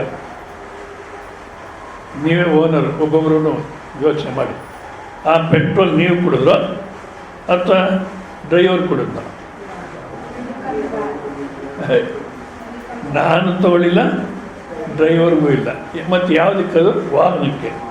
ಅದೇ ರೀತಿ ಇಲ್ಲಿ ನಾವು ಊಟ ಮಾಡಿದ್ರೆ ನಿಜವಾದ ನೀವು ಊಟ ಮಾಡಲಿಲ್ಲ, ಮತ್ತು ಏನಾಯಿತು ಅಲ್ಲಿ? ಈ ವಾಹನಕ್ಕೆ ಪೆಟ್ರೋಲ್ ಹಾಕಿದ್ವಿ, ಈ ವಾಹನಕ್ಕೆ ಪೆಟ್ರೋಲ್ ಹಾಕಿದ್ವಿ ಅಷ್ಟೇ ಹೊರತು ನಾನು ತಿನ್ನಲಿಲ್ಲ. ಇದನ್ನು ಮಾತು ಬದಲಾಯಿಸೋದಲ್ಲ. ಮಾತು ಬದಲಾಯಿಸೋದು ಅಂದರೆ ಈ ವೇದಾಂತ ಮತ್ತು ವೈರಾಗ್ಯ ಮಾತುಗಳು ನಮ್ಮ ದೌರ್ಬಲ್ಯಕ್ಕೆ, ನಮ್ಮ ಅಜ್ಞಾನಕ್ಕೆ ಅದನ್ನು ಬಣ್ಣ ಬಳ್ಕೊಳ್ಳೋಕ್ಕೆ ಉಪಯೋಗಿಸ್ಕೊಳ್ತೀವಿ. ಯಾವ ರೀತಿ ಅಂದರೆ ಅಲ್ಲಿ ಅಗರಂ ಅಂತ ಒಂದು ಆಶ್ರಮ ಇದೆ. ಇವರು ನೋಡಿದ್ದಾರೆ, ನೀವು ನೋಡಿದಾರಲ್ಲಮ್ಮ, ನೀವು ನೋಡಿದ್ದೀರಾ? ಅಲ್ಲಿ ಪ್ರವಚನ ನಡಿಬೇಕಾದ್ರೆ ಬೆಲ್ ಮಾಡ್ತಾರೆ, ಹೌದಾ? ಸರಿ, ಬೆಲ್ ಮಾಡಿದ್ರು ರೂಮ್ಗಳೆಲ್ಲ ಇರ್ತಾರೆ, ಬಂದು ಬರ್ತಾರೆ, ಬಿಟ್ಟರು ಬಿಡ್ತಾರೆ. ಹಾಗೆ ಬೆಲ್ ಮಾಡಲಿಲ್ಲ, ಯಾರು ಕೇಳೋದು ಇಲ್ಲ. ಯಾಕೆ ಬೆಲ್ ಆಗಲಿಲ್ಲ, ಪ್ರವಚನ ಇದೆಯೋ ಇಲ್ವೋ, ಟೈಮ್ ಐತೆ, ಅದಕ್ಕೋಸ್ಕರ ಬಂದಿದ್ದೀವಿ ಅಂತ ಯಾರು ಕೇಳೋಲ್ಲ. ಪ್ರವಚನ ಬೆಲ್ ಆಗಲಿಲ್ಲ ಅಂದರೆ ಎಲ್ಲ ಸುಮ್ಮನಿರ್ತಾರೆ. ಈಗ ಟಿಫನ್ ಬೆಲ್ಲು, ಊಟದ ಬೆಲ್ಲು, ಅದಕ್ಕೂ ಬೆಲ್ ಮಾಡ್ತಾರೆ. ಟಿಫನ್ ಸಮಯಕ್ಕೆ, ಊಟದ ಸಮಯಕ್ಕೆ. ಆವಾಗ ಬೆಲ್ ಆಗಲಿಲ್ಲ ಟಮಿಗೆ ಸರಿಯಾಗಿ ಅಂದರೆ ಎಲ್ಲರೂ ಹೊರಗಡೆ ಬರ್ತಾರೆ. ಸ್ವಾಮಿಗಳು ಸಹ ಎಲ್ಲರೂ ಹೊರಗಡೆ ಬರ್ತಾರೆ. ఏమి ఇంకా బెల్ కాల ఏం చేస్తాడు గుప్తా మేనేజర్ ఏం చేస్తాడు, ఏం బెల్ ఎందుకు కాల, ఆకలి అవుతుంది ಅಂತಾರೆ. ಅಲ್ಲ, ಪ್ರವಚನ ಬೆಲ್ ಆಗದೆ ಇದ್ರೆ ಯಾವ್ರೀತೋ ಒಳಗಡೆನೆ ಮಲಗಿದ್ರು, ಊಟದ ಬೆಲ್ ಆಗದೆ ಹಾಗೆ ಇರಿ. ಯಾಕೆ? ನಾನು ಶರೀರ ಅನ್ನತಕ್ಕ ವಾಹನ, ನನಗೇನು ಹಸಿವಿಲ್ಲ, ಏನಿಲ್ಲ ಅಂತ ಇರ್ಬೋದಿಲ್ಲ. ಇಲ್ಲ, ಬರ್ತಾರೆ. ಊಟ ಸರಿ, ಊಟ ಆದಮೇಲೆ ಊಟ ಮಾಡಿದ್ರೆ ಅಂದರೆ ನನಗೆ ಹಸಿವು ಇಲ್ಲ, ನಾನು ಊಟ ಮಾಡೋನು ಅಲ್ಲ. ನೋಡಿ, ಬೆಲ್ಲಾಗದೆ ಮುಂಚೆ ಹಸಿವು ತಡಿಲಾರೆ ಅಂತ ಹೊರಗಡೆಗೆ ಬಂದರು. ಇವಾಗ ಊಟ ಆದಮೇಲೆ ಏನು ಹೇಳ್ತಾರೆ, ನನಗೆ ಹಸಿವು ಇಲ್ಲ, ನಾನು ತಿನ್ನಲೂ ಇಲ್ಲ, ನಾನು ತಿನ್ನೋನು ಅಲ್ಲ, ಹಸಿವು ಆಗೋದಿಲ್ಲ ನನಗೆ ಅಂತಾರೆ. ಅಂದರೆ ನಾನು ಜ್ಞಾನಿ ಅಂತ ತೋರಿಸ್ಕೊಳ್ಳಿಕ್ಕೋಸ್ಕರ, ತಿಳಿದೋರು ಅನ್ನೋಕ್ಕೋಸ್ಕರ ಬದಲಾಯಿಸ್ಕೊಳ್ತೀವಿ. ಅಲ್ಲ, ಇದು ಕೇವಲ ಪ್ರಯಾಣಕ್ಕೋಸ್ಕರ ಇರತಕ್ಕಂಥ ಚೆನ್ನಾಗಿ ಇಟ್ಕೊಳ್ಳೋಣ, ತಪ್ಪಿಲ್ಲ. ಮೋಕ್ಷಕ್ಕಾಗಲಿ ಲೌಕಿಕ ವ್ಯವಹಾರಕ್ಕಾಗಲಿ ಧರ್ಮ ಅರ್ಥ ಕಾಮ ಮೋಕ್ಷಾರ್ಥಂ ಆರೋಗ್ಯಂ ಮೂಲ ಕಾರಣ. ಆರೋಗ್ಯ ಚೆನ್ನಾಗಿರ್ಬೇಕು. ಆದರೆ ಇದೇ ನಾನಲ್ಲ. ಇನ್ನು ನೆಕ್ಸ್ಟು ಶರೀರ ಅನ್ನತಕ್ಕಂಥದ್ದು ಕೇವಲ ಬಾಡಿಗೆ ಮನೆ ಇದ್ದಾಗೆ. ಬಾಡಿಗೆ ಮನೆ ಅಂದ್ರೇನು? ಒಂದು ಸ್ವಲ್ಪ ಅಡ್ವಾನ್ಸ್ ಕೊಟ್ಟಿರ್ತೀವಿ, ತಿಂಗಳಿಗೆ ಬಾಡಿಗೆ ಕಟ್ತಿರ್ತೀವಿ, ಯಾವತ್ತೊಂದು ಸಲ ಖಾಲಿ ಮಾಡೋಗ್ತೀವಿ. ಬಾಡಿಗೆ ಮನೆ ಖಾಲಿ ಮಾಡಿದರೆ ಆ ಖಾಲಿ ಮಾಡಿದವರೇ ಸ್ವಲ್ಪ ನಾಶ ಆಗ್ತಾರೋ ಏನು ಹೇಳಿ? ಆಗಲ್ವಲ್ಲ. ಅದೇ ರೀತಿ ಈ ಶರೀರದಲ್ಲಿ ನಾವಿದ್ದೀವಿ, ಇದಕ್ಕೆ ಅಡ್ವಾನ್ಸ್ ಕೊಟ್ಟಿದ್ದೀವಿ. ಏನು ಅಡ್ವಾನ್ಸ್ ಅಂದರೆ ಪೂರ್ವಜನದ ಕರ್ಮನ ಅಡ್ವಾನ್ಸ್ ಅಂತ ಕೊಟ್ಟಿದ್ವಿ, ಮತ್ತು ರೆಂಟ್ ಕಟ್ತಾ ಇದ್ದೀವಿ, ಬಾಡಿಗೆ ಕಟ್ತಿದ್ದೀವಿ. ಈ ವ್ಯವಹಾರದಲ್ಲಾದರೆ ತಿಂಗಳಿಗೊಂದು ಸಲನೋ ಏನೋ ಅಥವಾ ಮುಂಚೆನೇ ಏನೋ ಒಂದಷ್ಟು ಲಕ್ಷ ತೊಗೊಂಡ್ಬಿಡ್ತಾರೆ, ಇದೇನೋ ಮಾಡ್ತಾರೆ. ಇಲ್ಲಿ ಆ ವ್ಯವಸ್ಥೆ ಇಲ್ಲ. ದಿವಸ ಬಾಡಿಗೆ ಕಟ್ತಿದ್ದೀವಿ. ದಿವಸ ಬಾಡಿಗೆ ಅಂದರೆ ಬೆಳಿಗ್ಗೆದು ಕಾಫಿ, ಟೀ, ಇನ್ನೇನೇನು ಕುಡಿತೀರೋ ಅದು ನಿಮಗೆ ಗೊತ್ತು, ಹೌದಾ? ಮತ್ತು ಟಿಫನ್ನು, ಮತ್ತು ಊಟ. ಮತ್ತು ಕೆಲವರು ಒಂದು ಸಲ ಅಂಥವ್ರು ಕಾಣೋದೇ ಇಲ್ಲ. ಯಾರೋ ಜ್ಞಾನಕ್ರಸ್ತು ನಾನಂದ ಅಂತ ಒಬ್ರು ಇದ್ದಾರಂತೆ, ಅವ್ರು ಮಾತ್ರ ದಿವಸಕ್ಕೆ ಒಂದೇ ಸಲ ತೊಗೊಳ್ತಾರೆ ಅಂತ ಕೇಳಿದ್ದೀನಿ ನಾನು, ನೋಡಿಲ್ಲ. ಇನ್ನು ಕೆಲವರು 2 ಸಲ 3 ಸಲ, ಇನ್ನು ಹೇಳ್ಬೇಕಾದ್ರೆ ನಾನ್ ಸ್ಟಾಪು ತಿಂತಲೇ ಇರೋದು. ಇದು ನಾವು ಕಟ್ಟತಕ್ಕಂಥ ಬಾಡಿಗೆ. ಒಂದು ದಿವಸ ಖಾಲಿ ಮಾಡೋಗ್ಬೇಕು. ನಾನು ಖಾಲಿ ಮಾಡೋಲ್ಲ, ಶಾಶ್ವತವಾಗಿ ಇರ್ತೀನಿ ನಾವಂತೀವಿ. ಆದರೂ ಇಲ್ಲೂ ಹಾಗೆ ಅಂತೀವಿ. ಬಾಡಿಗೆ ಮನೆಗೆ ನಮ್ಮದು ಮನೆ ಅಂತ ಅಂತೀವಿ, ಇಲ್ಲೂ ಹಾಗೆ ಅಂತಿದ್ದೀವಿ. ಅಲ್ಲಿ ಗೌರ್ಮೆಂಟ್ನವರೇನು ಅಕ್ರಮ ಸಕ್ರಮ ಅಂತ ಮಾಡ್ಬೋದು, ಅಲ್ಲಿ ಇರೋರಿಗೆ ಮನೆ ಮಾಡ್ಬೋದು. ಇಲ್ಲಿ ಇರೋರಿಗೆ ಶರೀರ ಯಮಧರ್ಮರಾಜ್ ನಿಮ್ಮ ಹತ್ರ ಬರೋಲ್ಲ ಅಂತ ಮಾಡೋಕ್ಕಾಗುತ್ತಾ? ಯಾವತ್ತು ಬರ್ತಾನೆ? ಇನ್ನು ಯಾವಾಗಲೂ ಸ್ವಾಮೀಜಿ ನೀವು ಯಾಕೆ ಮಾತಾಡ್ತೀರಾ ಅಂತೀರ. ಪರೀಕ್ಷಿತ್ ಮಹಾರಾಜ್ಗೆ 7 ದಿವಸ ಗ್ಯಾರಂಟಿ ಇತ್ತು ಆಯುಸ್ಸು. ನಮಗೆ ಎಷ್ಟು ದಿವಸ ಗ್ಯಾರಂಟಿ ಇದೆ? ಎಚ್ಚೊಟ್ಟ ఎవరు ನಮ್ಮ ಕೈಯಲ್ಲಿ కుమ్మరికుండా ఎప్పుడెక్కడ పడిపోతుందో స్వామి, ఎప్పుడెక్కడ పడిపోతుందో నిద్రపోయి వెయిట్ చేసుకోకూడదు. ఇట్లన్నా పోతే వ్యర్థమైపోతుంది. వింటూ ఉండాలి ನೀವು ఇది కాదు అని. ఎప్పుడో మదనపల్లిನಲ್ಲಿ ಯಾರೋ ಒಬ್ಬರು ಪ್ರವಚನ ಬರ್ತಿದ್ರು. 7 ದಿವಸ ಪ್ರವಚನ ನಡೀತು. ಬೆಳಗ್ಗೆ ಕ್ಲಾಸಲ್ಲಿ 7ನೇ ದಿವಸ ఏదైనా గ్రంథాలు చదువుకోవాలంటే ఏ గ్రంథాలు చదవాలి ಲಿಸ್ಟ್ ರಾಸಿ ಇవ్వండి ಅಂದರು. ನಾನು 7ನೇ ನರಸಿಂಹಸ್ವಾಮಿ ಕೆಲವು ತೆಲುಗುನಲ್ಲಿ ಅನುವಾದ ಆಗಿರೋ ಗ್ರಂಥಗಳನ್ನ ಬರ್ಕೊಟ್ಟೆ.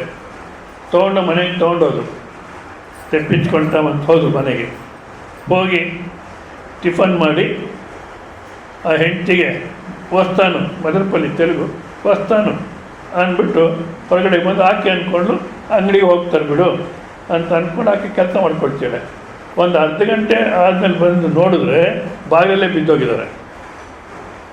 ವಸ್ತಾನು ಅಂತ ಹೊರಗಡೆಗೆ ಬಂದರು, ಬಾಗಿಲಲ್ಲೇ ಬಿದ್ದೋಗ್ಬಿಟ್ರು, ಪ್ರಾಣ ಹೋಯಿತು. ಮತ್ತು ಹಿಂಗೆ ಪುಸ್ತಕಗಳು ಬಹುಶಃ ಆ ಪುಸ್ತಕಗಳು ಚಿಂತನೆಯಲ್ಲಿ ಇದ್ದರೆ ಇನ್ನು ಒಳ್ಳೆಯ ಜನ್ಮ ಬರುತ್ತೆ ಅಷ್ಟೇ. ಅಂದರೆ ಯಾವಾಗ ಎಷ್ಟು ದಿವಸ ಗ್ಯಾರಂಟಿ ಇದೆ? ಇಲ್ಲ. ಯಾವಾಗ ಖಾಲಿ ಆಗುತ್ತೋ ಆದ ಕಾರಣ ಆದಷ್ಟು ಬೇಗ ತತ್ವದಲ್ಲಿ ನಿಲ್ಲಕ್ಕೆ ಪ್ರಯತ್ನ ಮಾಡಬೇಕು.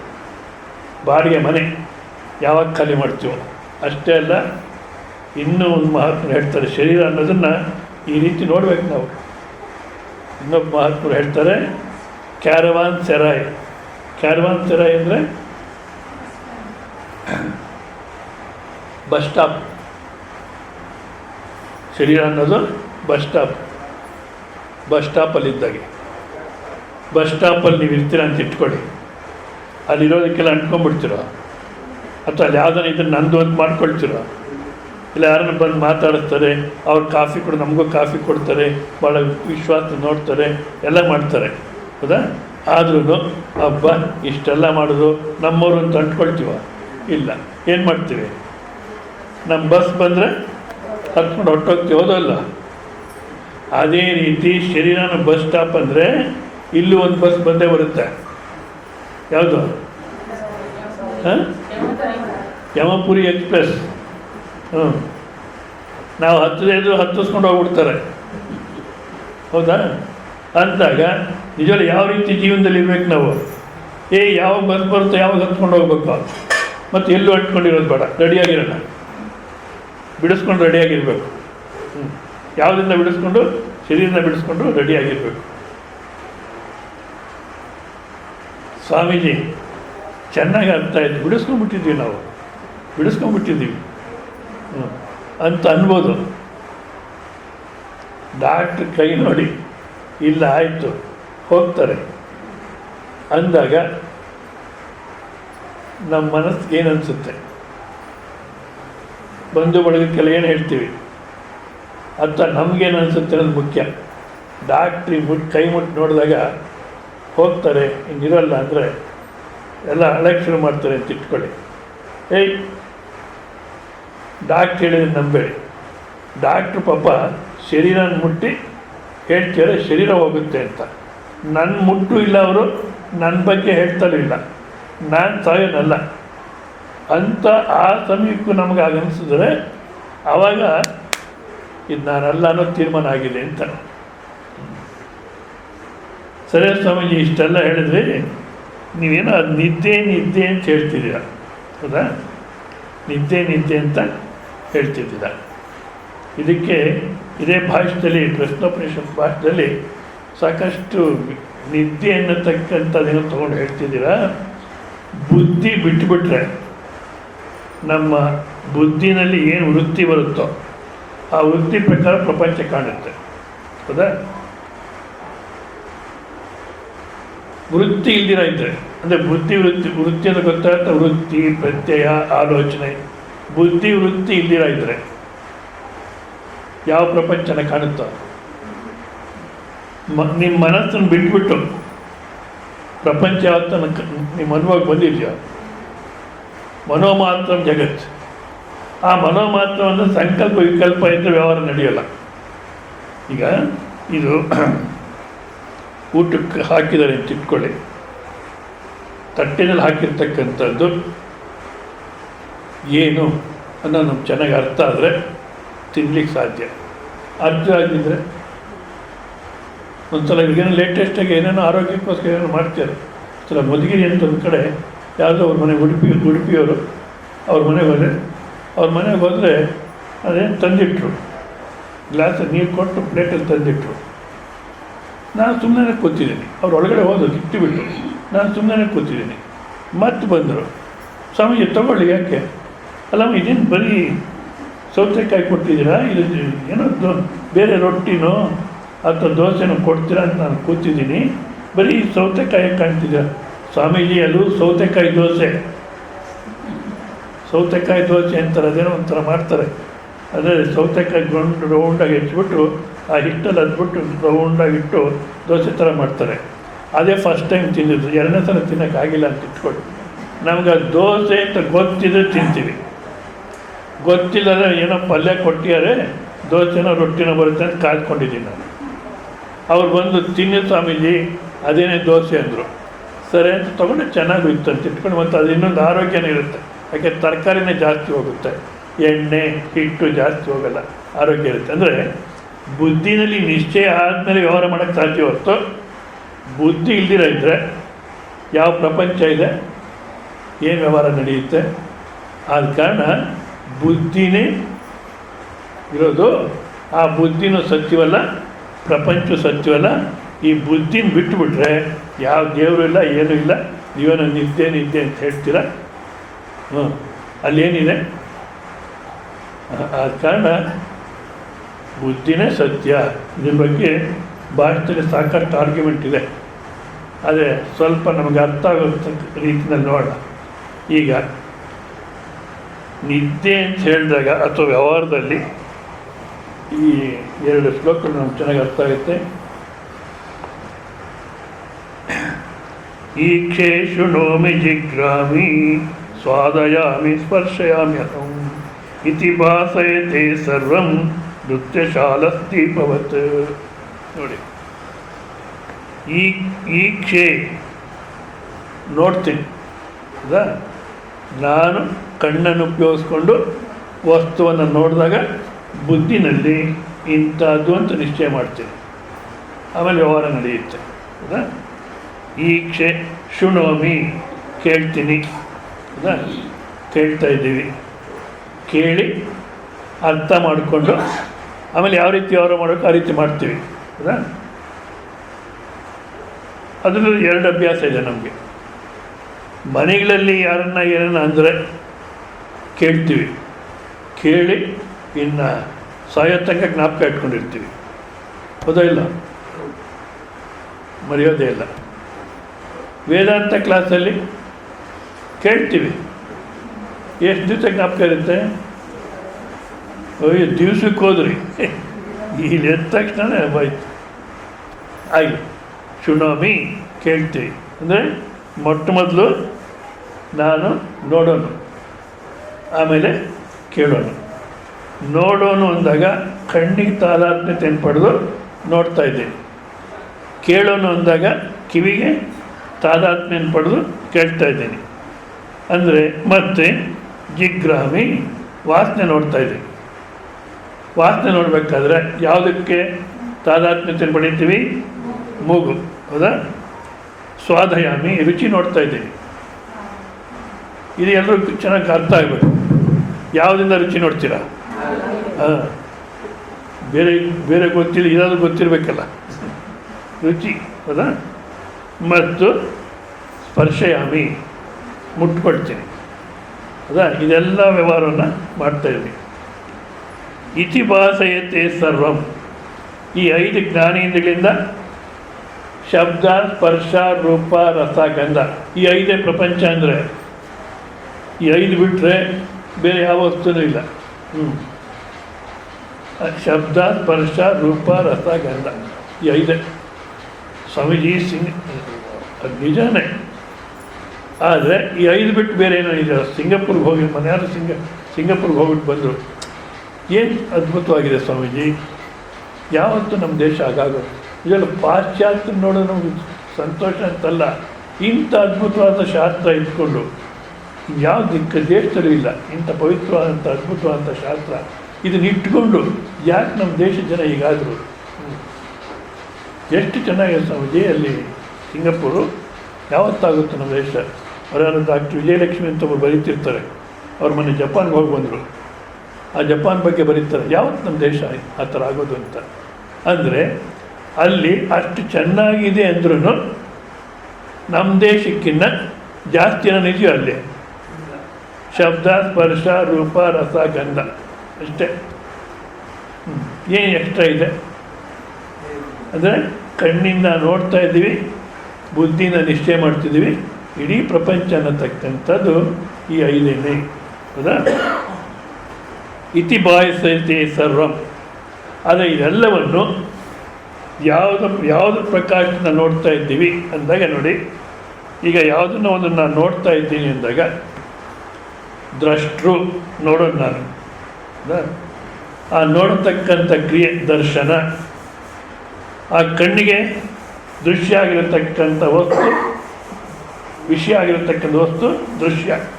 ದ್ರಷ್ಟು, ದರ್ಶನ, ದೃಶ್ಯ. ಪ್ರಮಾತೃ, ಯಾವಾಗಲೂ ಪ್ರಮಾತೃ ಅಲ್ಲ ನಾವು. ಪ್ರಮಾತೃ ಯಾವಾಗ? ಪ್ರಮಾಣವನ್ನು ಉಪಯೋಗಿಸಿದಾಗ ಪ್ರಮಾತೃ ನಾನು. ಪ್ರಮಾಣ ಉಪಯೋಗಿಸ್ತಿರತ್ತೆ ಪ್ರಮಾತೃ ಅಲ್ಲ. ಪ್ರಮಾಣಕ್ಕೆ ಪ್ರಮಾಣ ಅಂದರೆ ಕಣ್ಣು, ಕಿವಿ, ಮೂಗಿನಕ್ಕೆ ತಾದಾತ್ಮ್ಯ ಪಡೆದಾಗ ಅಥವಾ ಕರ್ಮೇಂದ್ರಕ್ಕೆ ತಾದಾತ್ಮ್ಯ ಪಡೆದಾಗ ಪ್ರಮಾತೃ.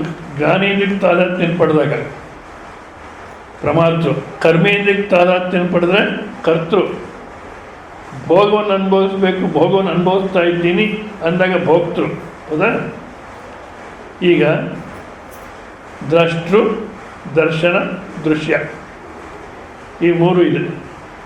ಸ್ವಲ್ಪ ಮನಸ್ಸು ಕೊಟ್ಟು ಕೇಳಿ. ಇದರಲ್ಲಿ ಮೊದಲು ಯಾವುದು ಸಿದ್ಧವಾಗುತ್ತೆ?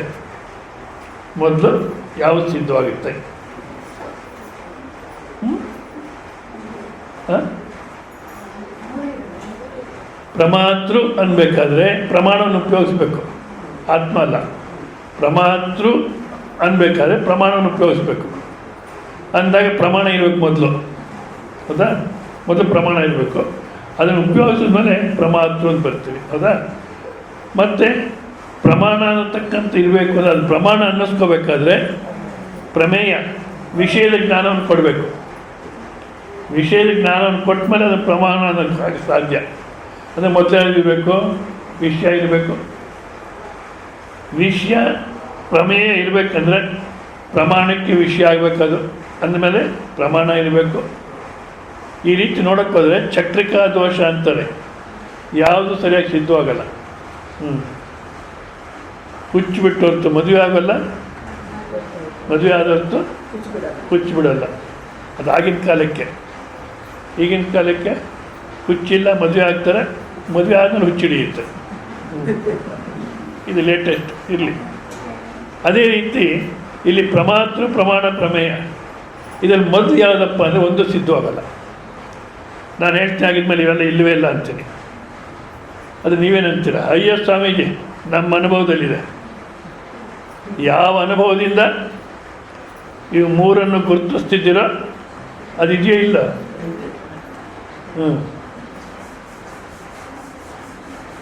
ಈಗ ಹೊರಗಿನ ವ್ಯಕ್ತಿಗಳು ಹೊರಗಿನ ದೃಶ್ಯದಿಂದ ಇದರಿಂದ ವ್ಯವಹಾರ ಮಾಡಬೇಕಾದ್ರೆ ನಾನು ಗಂಡ, ಹೆಂಡತಿಯನ್ನು ವ್ಯವಹಾರ ಮಾಡೋಕ್ಕಾದ್ರೆ ನಾನು ಗಂಡ, ಮತ್ತು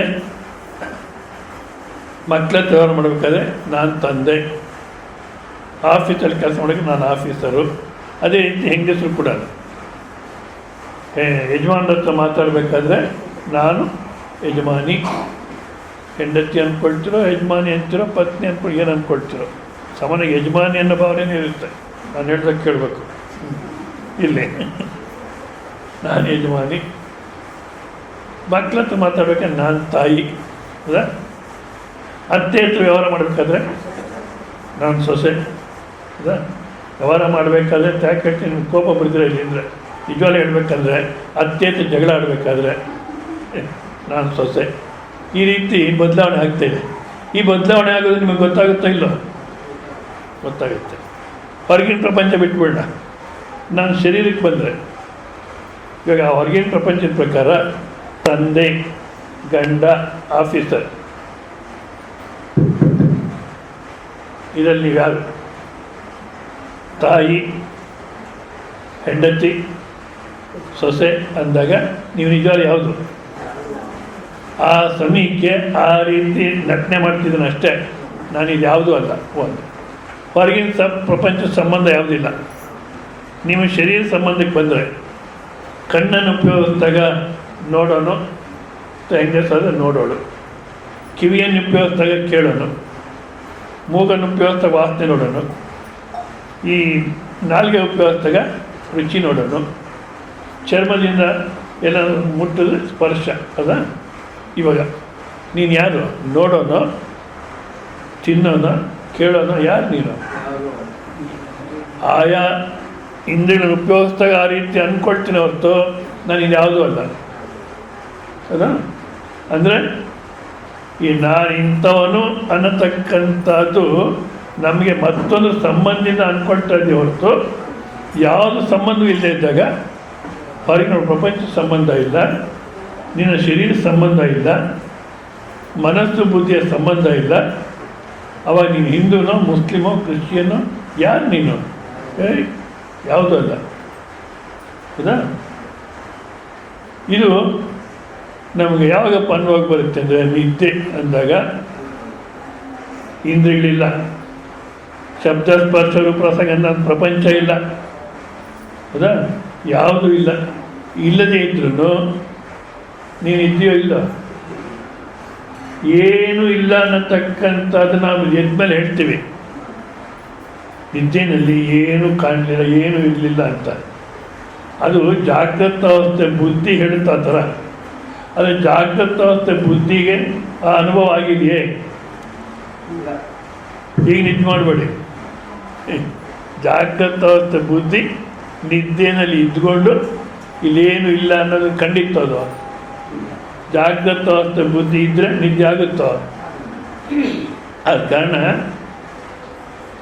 ಬುದ್ಧಿ ಇಲ್ಲಿ ಹೇಳುತ್ತೆ ಹೊರತು ಅಲ್ಲಿ ಏನು ಕಾಣಲಿಲ್ಲ ಅನ್ನೋದಕ್ಕೆ ಯಾವುದಪ್ಪ ಇತ್ತು ಅಂದರೆ ನೀನೇ ಇದ್ದೆ. ನೀನೇ ಅಂದರೆ ಶರೀರ, ಇಂದ್ರಿಯ, ಬುದ್ಧಿ, ಮನಸ್ಸು ಎಲ್ಲವನ್ನು ಕೊಡುಕೊಂಡು ಪವಿತ್ರ ಅಂತ ಅಸ್ತಿತ್ವ ಆನಂದ. ಅದು ಏನು ಇಲ್ಲ ಅನ್ನತಕ್ಕಂಥದ್ದು ಬೆಳಗುತ್ತೆ, ಎಲ್ಲವೂ ಇದೆ ಅನ್ನತಕ್ಕಂಥದ್ದು ತೋರಿಸ್ಕೊಡುತ್ತೆ. ಇದಕ್ಕೆ ಒಂದು ದೃಷ್ಟಾಂತ ಕೊಟ್ಟು ಸ್ಪಷ್ಟ ಮಾಡ್ತಾರೆ.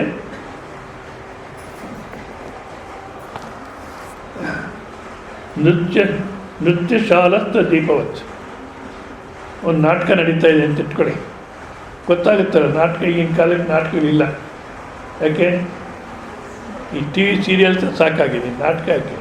ನಿಜವಾಗ್ಲೂ ಸಮಾಜ ಯಾಕೆ ಬಂತು? ಇವೆಲ್ಲ ಕೆಡಿಸ್ಬಿಡ್ತು ಸಮಾಜನ. ಪೂರ್ವದಲ್ಲಿ ಹಳ್ಳಿಗಳಲ್ಲಿ ಸಂಜೆ 7ಕ್ಕೆ ತಿಂದ್ಬಿಡೋರು, ತಿಂದು ಒಂದು ಡ್ರಾಮಾ ಅಭ್ಯಾಸ ಮಾಡೋರು. ಅಭ್ಯಾಸದವರು ಹೇಳ್ಕೊಡೋರು, ಮತ್ತು ಹಳ್ಳಿ ಜನ ಕೂತ್ಕೊಂಡು ಆ ಕೃಷ್ಣಲೀಲೆ, ರಾಮಾಯಣ ಇಂಥದ್ದಲ್ಲೇ ತಲ್ಲೀನರಾಗ್ಬಿಡೋರು. ಇವಾಗ ಅದು ಹೋಯ್ತು. ಇದಾದರೂ ಸೀರಿಯಲ್ಗಳು ಇರಲಿ. ಆ ನಾಟಕ ನಡೀತಾ ಇದೆ. ಹೌದಾ? ಆ ನಾಟಕದಲ್ಲಿ ನೃತ್ಯಶಾಲ ಸ್ಥಿತೋ ದೀಪ ಪ್ರಭುಂ ಸಭಾಭ್ಯಾಂ ನರ್ತಕೀಂ.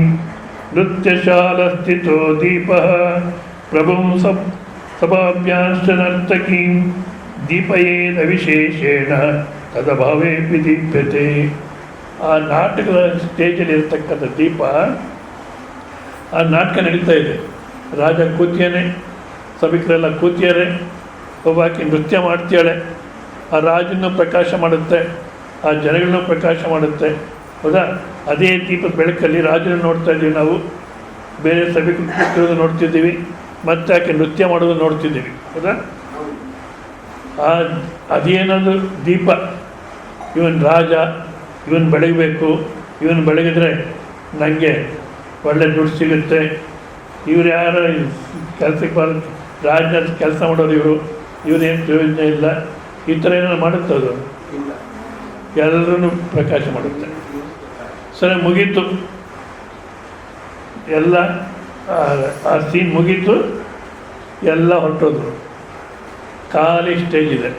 ಈಗ ಖಾಲಿ ಸ್ಟೇಜನ್ನು ಪ್ರಕಾಶ ಮಾಡುತ್ತಾ ಇಲ್ಲ ಅದು. ಅದೇ ರೀತಿ ಇಡೀ ಪ್ರಪಂಚ ಇರತಕ್ಕಂಥದ್ದನ್ನು ಪ್ರಕಾಶ ಮಾಡ್ತಾ ಇದ್ದೀವಿ, ಮಾಡ್ತಾ ಇದ್ದೀಯ ನೀನೇ. ಇಡೀ ಪ್ರಪಂಚಕ್ಕೆ ಬೆಳಕು ಕೊಡತಕ್ಕಂಥ ಶಕ್ತಿ. ಏನ್ರಿ ಮಾತಾಡ್ತೀರಾ, ನಮ್ಗೆ ಅರ್ಥ ಆಗಲ್ಲಪ್ಪ, ಇಡೀ ಪ್ರಪಂಚಕ್ಕೆ ನಾವು ಬೆಳಕು ಕೊಡ್ತೀವ ಅಂತ ಅನಿಸುತ್ತೆ. ನೋಡಿ, ಈಗ ಹಗಲೊತ್ತು ಯಾವ ಬೆಳಕಲ್ಲಿ ನಾವು ವಸ್ತುಗಳನ್ನು ನೋಡ್ತೀವಿ? ಸೂರ್ಯನ ಬೆಳಕಲ್ಲಿ. ಬೃಹದಾರಣ್ಯಕೋಪನಿಷತ್ತು ಈ ರೀತಿ ಉಪದೇಶ ಮಾಡುತ್ತೆ. ರಾತ್ರಿ ಹೊತ್ತು ಯಾವ ಬೆಳಕಲ್ಲಿ? ಚಂದ್ರನ ಬೆಳಕಲ್ಲಿ ಅಂತ ಅಂತೀರ. ನಿಜವಾಗಿ ನಿಮ್ಮ ಅನುಭವ ನೋಡ್ಕೊಂಡು ಹೇಳಿ, ನಾನು ಅದು ಕೇಳೋದು. ಎಲೆಕ್ಟ್ರಿಕ್ ಲೈಟಲ್ಲಿ ಚಂದ್ರನ ಬೆಳಕು ಅಂತ ಶಾಸ್ತ್ರ ಹೇಳುತ್ತೆ. ಬಟ್ ನಾವು ಚಂದ್ರನ ಬೆಳಕಲ್ಲಿ ನೋಡ್ತೀವಿ ಅನ್ಬೇಕಾದ್ರೆ ಯಾವುದನ್ನ ಹಳ್ಳಿಗೆ ಹೋಗಿ ಹಳ್ಳಿಯಿಂದ ಆಚೆ ಹೋಗಬೇಕು. ಹೋದರೆ ಚಂದ್ರನ ಬೆಳ್ದಂಗೆ ಕಾಣುತ್ತೆ. ಇಲ್ಲಿದ್ದರೆ ಎಲೆಕ್ಟ್ರಿಕ್ ದೀಪದಲ್ಲೇ, ಹೌದಾ? ಆಯಿತು. ಒಂದು ವೇಳೆ ಚಂದ್ರನ ಬೆಳಕು ಅಂತ ತಗೊಂಡ್ರು ಸೂರ್ಯ ಇದ್ದಾನೆ, ಚಂದ್ರ ಇದ್ದಾನೆ, ಎಲೆಕ್ಟ್ರಿಕ್ ದೀಪ ಇದೆ ಅನ್ನೋದನ್ನು ಯಾವುದನ್ನ ತಿಳ್ಕೊಳ್ತೀರ? ಕಣ್ಣಿಂದ, ಹೌದಾ? ಕಣ್ಣಿದೆ ಅನ್ನೋದನ್ನು ಯಾವ ರೀತಿ ತಿಳ್ಕೊಂಡ್ರಿ? ಒಂದು ಸಲ ಬಿಟ್ಟು ನೋಡಿಕೊಂಡು ಇದೆ ಕಣ್ಣಿದೆ ಅಂದ್ಬಿಟ್ಟು ಹಾಗೇನ ಮಾಡ್ತೀವ? ಇಲ್ಲ. ಯಾಕೆ ಗೊತ್ತು ಅಂದರೆ ಒಳಗಡೆ ಹೋಗ್ಲಿಕ್ಕೋಸ್ಕರ ಮನಸ್ಸಿಂದ ತಿಳ್ಕೊಳ್ತೀವಿ. ಮನಸ್ಸಿದೆ ಅನ್ನತಕ್ಕಂಥದ್ದು ಬುದ್ಧಿ, ಇವೆಲ್ಲ ಬೇರೆ ಬೇರೆ ಅಲ್ಲ, ಅರ್ಥ ಆಗಲಿಕ್ಕೆ ಆ ಥರ ಹೇಳ್ತಾರೆ. ಬುದ್ಧಿಯಿಂದ ತಿಳ್ಕೊಳ್ತೀವಿ. ಬುದ್ಧಿ ಇದೆ ಅನ್ನೋದು ಇಲ್ಲಿ ಮಾತ್ರ ಎಲ್ಲರೂ ಭಾಳ ಅಲರ್ಟು. ನನ್ನ ಬುದ್ಧಿ ಇಲ್ವಾ? ನನ್ನ ಬುದ್ಧಿ ನಿಮಗೇನು ಅರ್ಥ ಆಗೋಲ್ಲ. ಎಷ್ಟು ಹೇಳಿದ್ರು ಅರ್ಥ ಆಗೋಲ್ಲ. ನನಗೆ ಬುದ್ಧಿ ಇದೆ ಅಂತ ಯಾರು ನಿಶ್ಚಯ ಮಾಡಬೇಕು? ನಾನೇ ನಿಶ್ಚಯ ಮಾಡಬೇಕು. ಬೇರೆಯವರು ನನಗೆ ಬುದ್ಧಿ ಇದೆ ಅಂತ ಒಪ್ಪಲ್ಲ. ಮನೆಗಳಲ್ಲಂತೂ ಹೊರಗಡೆ ಅಷ್ಟೇ, ಎಲ್ಲ ಕಡೆಯೂ ಅಷ್ಟೇ. ನನಗೆ ಬುದ್ಧಿ ಇದೆ ಅಂತ ನಾನೇ ನಿಶ್ಚಯ ಮಾಡಬೇಕು ಹೊರತು ಬೇರೆಯವರು ಒಪ್ಪೋದು. ಯಾಕೆ? ಬೇರೆಯವರು ಇವ್ರಿಗೆ ಬುದ್ಧಿ ಇದೆ ಅಂತ ಒಪ್ಕೊಂಡ್ರೆ ಅವ್ರ ಅಹಂಕಾರ ನೋವು ತಿನ್ನುತ್ತೆ. ಅವ್ರದ್ದು ಏನು ಬುದ್ಧಿ? ಅವ್ರದ್ದು ದರಿದ್ರ ಅವರು. ಕೈವಲ್ಯ ಅಂದಂತೆ. ಏನು ಕೈವಲ್ಯ ಅಂತ? ಎಷ್ಟು ದುಡ್ಡು ಮಾಡಿದಾರಪ್ಪ? ಯಾರೋ ಸ್ವಾಮಿಗಳು ಕೇಳಿದ್ರು, ಎಷ್ಟು ಮಾಡಿದ್ದೀರ ನೀವು ಅಂತ. ಅಯ್ಯೋ ಸ್ವಾಮೀಜಿ, ಸನ್ಯಾಸ ಸಂಪಾದನೆಗೋಸ್ಕರ. ಅಂದರೆ ಬೇರೆಯವ್ರ ಬುದ್ಧಿ ನಾವು ಒಪ್ಪಲ್ಲ, ನನಗೆ ಬುದ್ಧಿ ಇದೆ ಅಂದರೆ ನಮ್ಗೆ ತೃಪ್ತಿ, ಹೌದಾ? ಅಂದರೆ ನನ್ನ ಬುದ್ಧಿ ಅನ್ನತಕ್ಕ ನಾನು ನಿಶ್ಚಯ ಮಾಡ್ತಿದ್ದೀನಿ, ಹೌದಾ? ಆ ನಾನು ಅನ್ನೋದು ಸ್ವರೂಪ ಏನಪ್ಪ ಅಂತ ನೋಡಿದಾಗ ನಾನಿಂಥವಳು, ನಾನಿಂಥವನು ಅನ್ನತಕ್ಕ ಅಭಿಮಾನ ಇದ್ದಾಗೂ ಇರ್ತೀವಿ, ಅಭಿಮಾನ ಇಲ್ಲದೇ ಇರ್ತೀವಿ. ಆದ್ದರಿಂದ ಅಹಂಕಾರ, ಬುದ್ಧಿ, ಮನಸ್ಸು, ಇಂದ್ರಿಯಗಳು, ಇಂದ್ರಿಯಿಂದ ಹೊರಗಿನ ಪ್ರಪಂಚ, ಸೂರ್ಯಚಂದ್ರ ಎಲ್ಲರೂ ಅದರಿಂದಲೇ ನೋಡ್ತಿದ್ದೀವಿ ಹೊರತು. ಈ ಆರತಿ ಮಾಡಬೇಕಾದ್ರೆ ಒಂದು ಮಂತ್ರ ಹೇಳ್ತಾರೆ ದೇವಸ್ಥಾನದಲ್ಲಿ. ಇವಾಗ ಈ ಮಾಡೋರಿಗೂ ಶ್ರದ್ಧೆ ಇಲ್ಲ, ಅಲ್ಲಿ ಹೋಗೋರಿಗೂ ಶ್ರದ್ಧೆ ಇಲ್ಲ. ಇನ್ನೇನೋ ಹೋಗ್ತಾರೆ, ಮಾರ್ಕೆಟ್ಗೆ ಹೋಗಿರ್ತಾರೆ, ಸಾಕಷ್ಟು ವ್ಯವಹಾರ. ಆ ಮಧ್ಯೆ ದೇವಸ್ಥಾನ ಸಿಕ್ಕರೆ ಅಲ್ಲಿ ಹೋಗಿ ಒಂದು ರೂಪಾಯಿ ಹಾಕ್ಬಿಟ್ಟು ಬಂದ್ಬಿಡ್ತಾರೆ.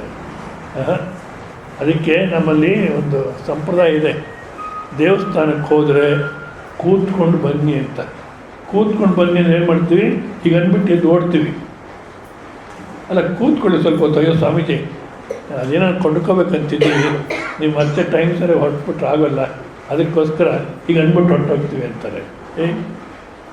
ಯಾತ್ರೆಗೆ ಹೋದ್ರೆ ಪಾತ್ರೆ ತರಬೇಕು ಅಂತ. ಯಾಕೆ? ಯಾತ್ರೆಗೆ ಹೋದರೆ ಪಾತ್ರೆ ತರಬೇಕಲ್ಲ, ಮತ್ತು ದೈವ ದರ್ಶನ ಮಾಡಿ ಶರೀರ ಅಭಿಮಾನವನ್ನು ಕಳ್ಕೋಬೇಕು. ಅದು ನಿಜವಾದ ಯಾತ್ರೆ. ಇರಲಿ, ಈಗ ಅಂದ್ಬಿಟ್ಟು ನೋಡ್ತಾ ಅಲ್ಲ, ಕೂತ್ಕೋ, ಏನೇನು ನೋಡಿದೋ ಅದೆಲ್ಲ ವಿಚಾರ ಮಾಡು. ಮಂತ್ರ ಏನು ಹೇಳಿದ್ರು ಅದು ಅರ್ಥ ತಿಳ್ಕೊ. ಏನಿಲ್ಲ. ನ ತತ್ರ ಸೂರ್ಯೋ ಭಾತಿ ನ ಚಂದ್ರ ತಾರಕಂ ನೇಮ ವಿದ್ಯುತೋ ಭಾಂತಿ ಕುತೋಯಮಗ್ನಿ ತಮೇವ ಭಾಂತಮನುಭಾತಿ ಸರ್ವಂ ತಸ್ಯ ಭಾಸ ಸರ್ವಜಂ ವಿಭಾತಿ. ನ ತತ್ರ ಸೂರ್ಯೋ ಭಾತಿ. ಯಾವ ಒಂದು ಸ್ವರೂಪ ಅಹಂಕಾರಕ್ಕೂ ಸಾಕ್ಷಿಯಾಗಿದೆಯೋ, ಅರ್ಥವಾಗ್ತಿದೆಯಾ? ನಾನಿಂಥವಳು, ನಾನಿಂಥವನು ಅನ್ನೋ ಸಮಯದಲ್ಲೂ ಇರತಕ್ಕಂಥದ್ದು. ಅದನ್ನು ತೆಗೆದುಹಾಕಿದ್ರೂ ಯಾವುದು ಇದೆಯೋ, ಅದಕ್ಕೆ ನಿದ್ದೆ ಅಂತೀವೋ, ಆ ಪವಿತ್ರ ಅಂತ ಇರುವಿಕೆ, ಪವಿತ್ರ ಅಂತ ಅರಿವು, ಅದು ಅದನ್ನು ಸೂರ್ಯನ ಬೆಳಕಿನ ನೋಡೋಕ್ಕಾಗಲ್ಲ. ನ ತತ್ರ ಸೂರ್ಯೋ ಭಾತಿ ನ ಚಂದ್ರ ತಾರಕಂ ನೇಮ ವಿದ್ಯುತೋ ಭಾಂತಿ ಅಂದರೆ ಮಿಂಚಿನ ಬೆಳಕಲ್ಲಿ ನೋಡೋಕ್ಕಾಗಲ್ಲ. ಕುತೋಯಂ ಅಗ್ನಿ, ಈ ಭೌತಿಕವಾದಂಥ ಅಗ್ನಿಯಿಂದ ನೀನು ನೋಡಲಿಕ್ಕಾಗುತ್ತೆ. ಮತ್ತು ಮಂಗಳಾರತಿ ಮಾಡತಕ್ಕಂಥ ಒಂದು ಸಂಕೇತ ಏನಪ್ಪ ಅಂದರೆ, ಒಂದು ಅಷ್ಟು ತನಕ ನಾವು ಏಕಾಗ್ರತೆಯಿಂದ ಆ ಪೂಜೆ ಅರ್ಚನೆ ಅದೆಲ್ಲ ಪಾಲ್ಗೊಂಡು ಮನಸ್ಸು ಶಾಂತವಾಯಿತು. ಹೌದಾ? ಪ್ರಶಾಂತ ಅಂತ ಮನಸ್ಸನ್ನು ಏನು ಪಡೆದ್ವೋ ಅಂತ ಪ್ರಶಾಂತ ಏನಿದ್ವೋ ಅದರ ಪ್ರತೀಕ ಮಂಗಳಾರತಿ ಒಂದು.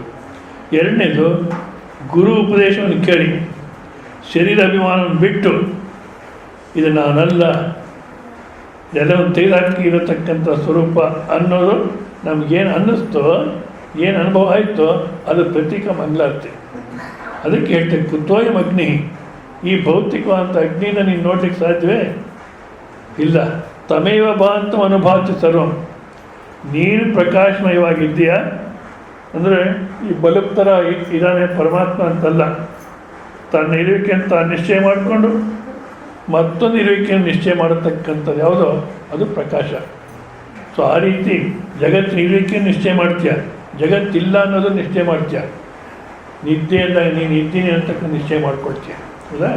ಸ್ವತಃ ಸಿದ್ಧವಾಗಿರ್ತಕ್ಕಂಥ ಸ್ವರೂಪ. ಅದರಿಂದಲೇ ಇವೆಲ್ಲ ಇಲ್ಲ ಅನ್ನಿಸ್ಕೊಳುತ್ತೆ ಹೊರತು ಇಲ್ಲ ಬೇರೆ ಏನಿದೆ. ಹೌದಾ? ಆದ ಕಾರಣ ಆದಷ್ಟು ನಾವು ಈ ಅಭಿಮಾನ ಬಿಟ್ಟು ಅಲ್ಲಿ ಹೋಗಲಿಕ್ಕೆ ಪ್ರಯತ್ನ ಮಾಡಬೇಕು. ಮತ್ತು ಪಂಚ ಶಬ್ದ ಸ್ಪರ್ಶ ರೂಪ ರಸಗಂಧ ಬಿಟ್ಟರೆ ಬೇರೆ ಇನ್ನೇನಿಲ್ಲ ಅನ್ನೋಕ್ಕೆ ಒಂದು ತಮಾಷೆ ಹೇಳಿ ನಿಲ್ಲಿಸ್ಬಿಡ್ತೀನಿ. ಈಗಿನ ಕಾಲಕ್ಕೆಲ್ಲ ಹಿಂದಿನ ಕಾಲಕ್ಕೆ ಭಾಳ ಒಂದು 20-30 ವರ್ಷ ಇನ್ನೂ ಹಿಂದಕ್ಕೆ ಒಬ್ಬ ಮುದುಕಿನ ಬೆಂಗಳೂರು ಕರ್ಕೊಂಬಂದಂತೆ. ಬೆಂಗಳೂರು ತೋರಿಸ್ತೀವಿ ಬಾಜಿ, ಕಣ್ಣು ಬೇಕಾದ ಕಣ್ಣು ಸಿಗುತ್ತೆ ಬೆಂಗಳೂರಲ್ಲಿ ಅಂತ. ಅಜ್ಜಿ ಸಾಯಂಕಾಲ ಕರ್ಕೊಂಬಂದರು. ರಾತ್ರಿ ಮಲಗಿತ್ತು. ಬೆಳಿಗ್ಗೆ ಎದ್ದು ಆಗ ಹೊರಡಕ್ಕೆ ರೆಡಿಯಾಗಿದೆ. ಅಯ್ಯೋ ಅಜ್ಜಿ ಬೆಂಗಳೂರು ನೋಡಲಿಕ್ಕೆ ಅಂತ ಕರ್ಕೊಂಬಂದ್ವಿ, ತೋರಿಸ್ತೀವಿರು, ಯಾಕೆ ಹೊರಟ್ಬಿಟ್ಟೆ? ಏನು ಜನ ನೀವು ಬೆಂಗಳೂರು ಜನ, ಎಲ್ಲ ದೂರ ಹೋಗಿ ತಮಗೆ ತಗೊಂಡು ದೂರ ಹೋಗೋದು ಬಿಟ್ಟು ಮನೆಗಳಲ್ಲೇ ಮಾಡ್ಕೊತೀರ.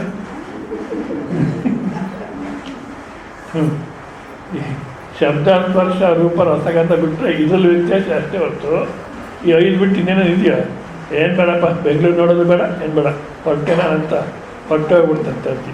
ಎಷ್ಟೇ ತಾನೇ ವ್ಯತ್ಯಾಸ. ದೂರ ಹೋಗಿ ನಮ್ಮ ಶಾಸ್ತ್ರ ಹಳ್ಳಿಯಿಂದ 20 ಮೀಟ್ರು ಏನು ಹೇಳ್ತೀವಿ, 20 ಅಡಿನೋ 20 ಮೀಟ್ರು ಅಷ್ಟು ದೂರಕ್ಕೆ ಹೋಗಿ ಮಲ ವಿಸರ್ಜನೆ ಮಾಡಬೇಕು, ಮಲಮೂತ್ರ ವಿಸರ್ಜನೆ ಮಾಡಬೇಕು. ಅಷ್ಟೇ ಅಲ್ಲ, ವೇದಾಂತ ಶಾಸ್ತ್ರ ಪುರಾಣ ಇವೆಲ್ಲ ಹೇಳಬೇಕಾದ್ರೆ ಸುತ್ತಲೂ 20 ಮೀಟ್ರ್ ದೂರದಲ್ಲಿ ಎಲ್ಲೂ ಮಲಮೂತ್ರ ವಿಸರ್ಜನೆ ಮಾಡಿರಬಾರ್ದು, ಅಲ್ಲೇ ಹೇಳಬೇಕು. ಈಗಿನ ಕಾಲಕ್ಕೆ ಲೆಟ್ರಿನ್ ಹೊರಕೊಂಡೇ ಹೇಳ್ತಿರ್ತೀವಿ. ಇಷ್ಟೇ ಇಂಪ್ರೂವ್ಮೆಂಟ್, ಇನ್ನೇನಿಲ್ಲ. ಹರಿ ಓಂ ನಾರಾಯಣ. ಓಂ ಪೂರ್ಣಮದ ಪೂರ್ಣಮಿದಂ